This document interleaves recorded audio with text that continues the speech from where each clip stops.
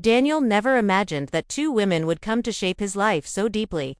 When he arrived in the US, his only goal was to build a future, but destiny had other plans. At the hospital where he volunteered, he was surrounded by for two nurses who always stood out, Sophia and Rachel. Sophia had a calming, gentle presence, someone whose very presence brought comfort. Rachel, on the other hand, was full of energy, bold, confident, and always quick with a laugh. They were opposites, yet both drew Daniel in.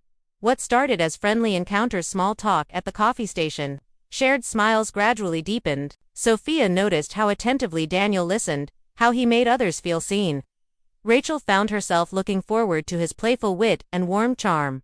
One quiet afternoon, the three of them sat together during a rare break. Rachel, smirking over her coffee, teased, "You're a mystery. Most guys would be out living their lives, but you're always here." Daniel smiled. "Maybe this is what living means." Sophia asked, "Why here, though? Why not chase success somewhere else?" He replied, "Because helping people gives life meaning, and sometimes the most unexpected places bring the greatest joy." Something shifted in that moment. Both women felt it. Daniel wasn't just another passing presence. He mattered. Feelings grew silently between them, expressed only in glances and moments. Rachel found excuses to be near him.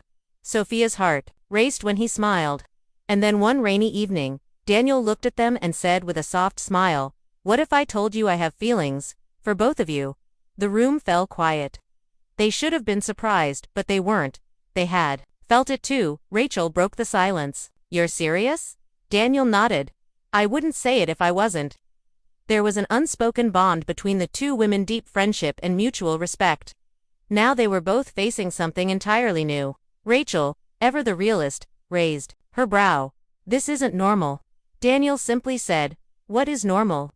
"Love doesn't follow rules." Sophia, who always thought love was simple, one person, one heart, found herself questioning everything. Because the truth was, she felt something real. And Rachel did too. Trying to make sense of it, Rachel asked, "So let's say we try this. How does it even work?" Daniel admitted he didn't have the answers. He just knew he cared about them, both, and didn't want to pretend otherwise. Sophia asked, "What if it doesn't work?" He replied, "Then it doesn't, but shouldn't we at least try?" Rachel hesitated, then exhaled. "Fine, let's see where this goes." Sophia looked at her, surprised. "You're okay with this?" "No," Rachel said. "But I'd be lying if I said I didn't want to try." And just like that, a choice was made, not out of certainty, but hope. Days passed.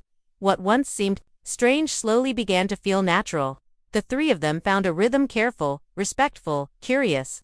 They made it up as they went. Rachel was the first to admit it aloud. "Are we supposed to have rules or just wing it?" Daniel smiled. "I think we're already winging it." Sophia added, "Maybe that's the point, not everything needs to be defined right away." Things seemed to settle until jealousy crept in. One night, Rachel saw Daniel and Sophia laughing together after dinner. It wasn't planned, but it still stung. Later, Daniel noticed the shift. "You're quiet." "Just tired," Rachel muttered. Sophia pressed gently. "If something's bothering you, say it." Rachel finally admitted, "Maybe it's weird seeing you two together without me." Daniel reassured her. "You're allowed to feel that way. We're figuring this out together." Sophia added, "No one gets left behind." The honesty helped. The tension eased. "Fine," Rachel said. "But next time, I pick the restaurant." They all laughed. It was a small thing but meaningful. As the weeks passed, they faced doubts, setbacks, and emotional growing pains. Rachel, unused to vulnerability, found herself opening up. With Daniel and Sophia, she felt truly seen. One night, after a long shift, she confessed to Daniel, "I don't know if I can do this. Be enough for both of you." "You are enough," Daniel said. "This isn't about being perfect. It's about being together." Sophia walked in just then, sensing the weight of their conversation. "We're choosing this one day at a time."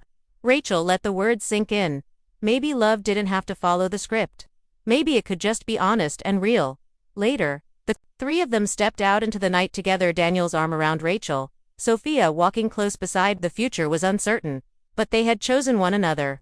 And for now, that was enough.